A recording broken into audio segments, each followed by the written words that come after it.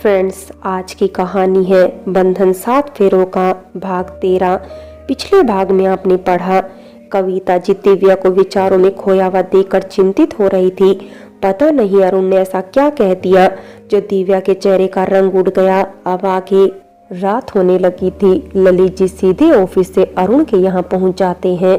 अरे ललित जी, आप इतनी जल्दी कैसे? गीता जी ने पूछा।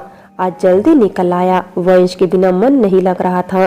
फिर सोचा तुम लोग अकेले रात को टैक्सी में परेशान हो जाओगे, मैं ही जाकर ले आता हूँ। चलो अब देर मत करो, समय पर घर पहुँच जाएंगे। अरुण, अब तो मिल लिए ना तुम, अब रोज रोज दिव्या से मिलने या किसी बहाने से उसे परेशान करने की कोशिश मत करना। ललित जी ने कहा। छोड़िए ना पापा इन सब बातों को, दिव्या बोली।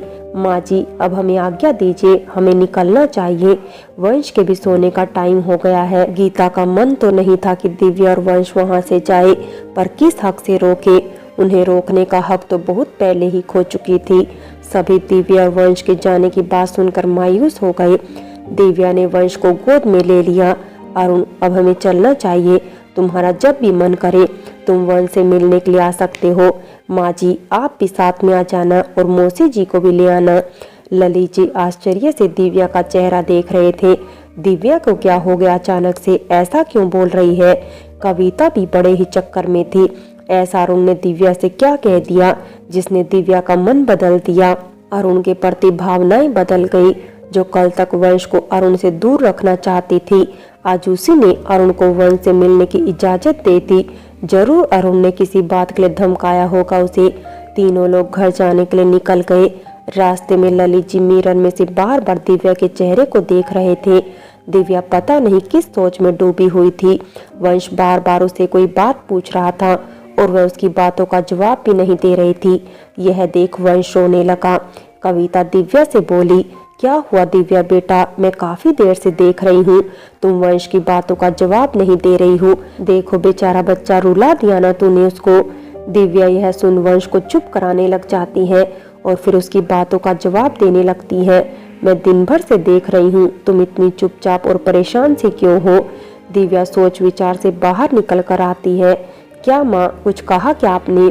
हाँ, यही कि तेरा ध्यान किधर है, पहले तो यह बता मुझे क्या हुआ? कुछ नहीं हुआ माँ, मैं ठीक हूँ, बस अरुण के बारे में सोच रही थी। क्यों, अरुण ने ऐसा क्या कह दिया जो तू उसके बारे में सोच रही है? दिव्या कहती है, माँ कभी कभी परिस्थितियाँ हमें ऐसे मोड़ पर लाकर खड़ा कर देती है कि हमें समझ में नहीं आता हम किधर को जाएं। यही आज मेरे साथ भी हुआ है। मुझे समझ में नहीं आ रहा क्या सही है और क्या गलत। पता तो चले ऐसा क्या हो गया। ललित जी बोले, माँ पापा घर पहुंचकर बात करते हैं। ललित जी कहते हैं, ठीक है बेटा। कविता, दिव्या को फोर्स मत करो, हम घर चलकर बात करते हैं। तीनों लोग घर पहुंच जाते हैं। दिव्या वंश को दूध पिलाकर सुला देती है।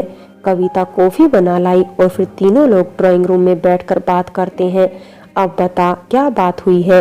आज दोपहर से देख रही हूँ, जब से तेरी अरुण से बात हुई है, कुछ तो ऐसा वैसा अरुण ने तुझसे कह दिया है कि तू इतनी सोच विचार में डूबी हुई है। तूने उन लोगों को यहाँ आने और वन से मिलने की इजाजत क्यों दे दी? इसकी वजह?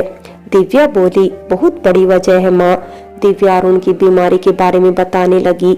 यह सुनकर क्या ललित और कविता आश्चर्य से बोले, यह झूठ बोल रहा होगा। नहीं पापा, यह उसकी रिपोर्ट देखिए, मैंने चाची को भी भेज दी है रिपोर्ट।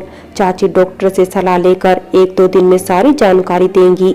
यह तो बहुत बुरा हुआ। डॉक्टर का क्या कहना है? डॉक्टर का तो एक ही कहना है पापा, ऑपरेशन ही एकमात्र उपाय है। ऑपरेशन भी पूरी तरह से सफल होता है या नहीं, यह अरुण की किस्मत और भगवान के करिश्मा पर निर्भर है। अगर उसकी कृपा होगी तो अरुण बिल्कुल ठीक हो जाएगा, नहीं तो कुछ भी हो सकता है। यह बात न तो माँ जी जानती है और न ही मौसी जी। इस बारे में अरुण ने अभी माँ को नहीं बताया। उसने तुझसे क्या कहा? ललित जी बोले, उसने मुझसे पावर ऑफ अटॉर्नी साइन करवाई है और वंश के लिए अपनी वसीयत बनाई है। उस पेपर्स पर मेरे साइन लिए हैं। अरुण कह रहा था, मेरे मरने के बाद मेरी माँ को संभाल लोगी ना दिव्या? यह कहकर दिव्या रोने लगी। कविता दिव्या के कंधे पर हाथ रखकर उसको सहलाने लगी। मैं अचानक इस मोड़ पर आकर खड़ी हो जाऊंगी मैंने नहीं सोचा था। हाँ, मैं अरुण से नाराज जरूर थी। उसने जो कुछ भी किया वो प्रिया के कहने पर गलतफहमी में आकर किया था, क्योंकि वह मुझसे बेहद प्यार करता था। शायद इसीलिए गलत सह नहीं पाया। मैं तो अरुण से आज भी प्यार करती हूँ पापा। कैसे संभाल लूंगी खुद को।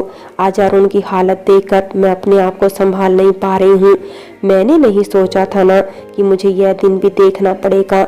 आज अरुण को मेरी सबसे ज्यादा जरूरत है और मैं चाहकर भी उसकी मदद नहीं कर सकती।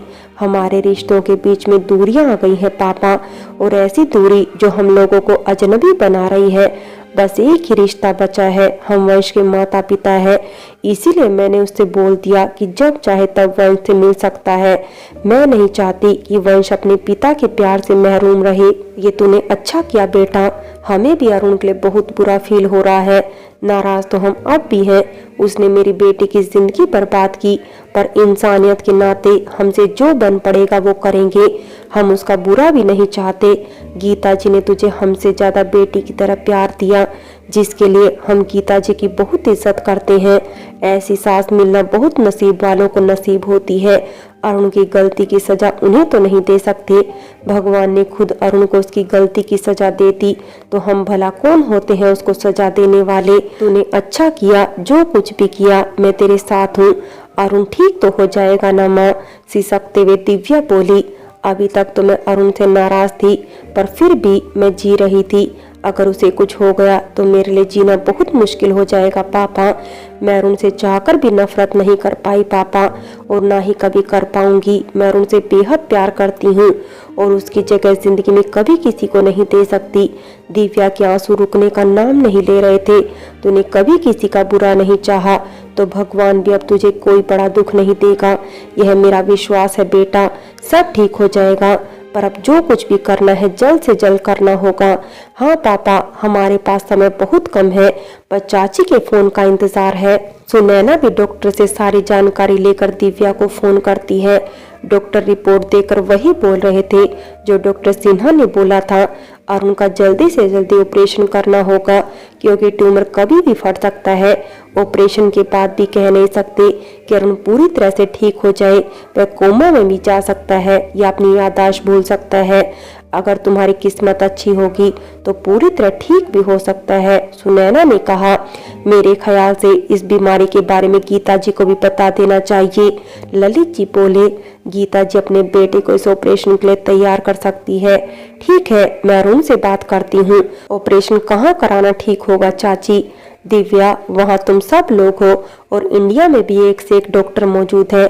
वहाँ रहकर भी ऑपरेशन करवा सकती हो, पर फिर भी यहाँ आना चाहो तो मुझे बता देना।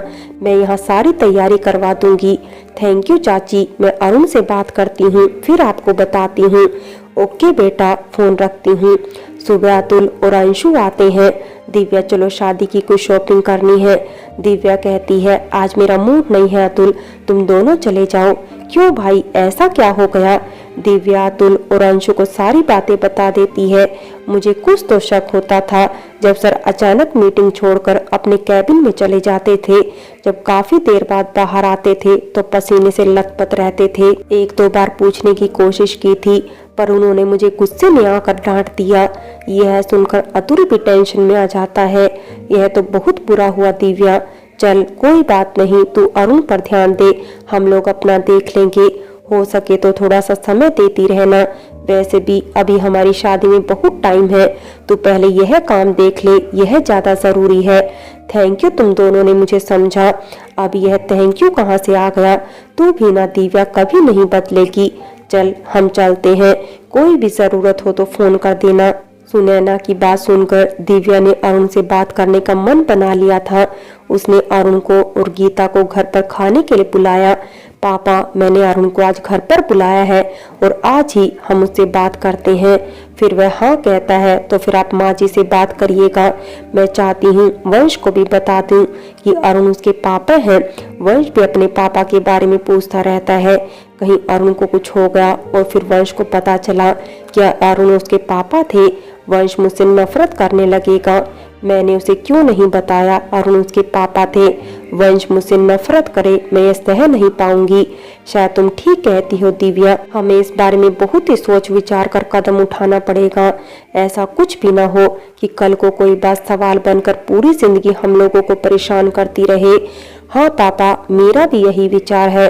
अब तक जो भी था ठीक था।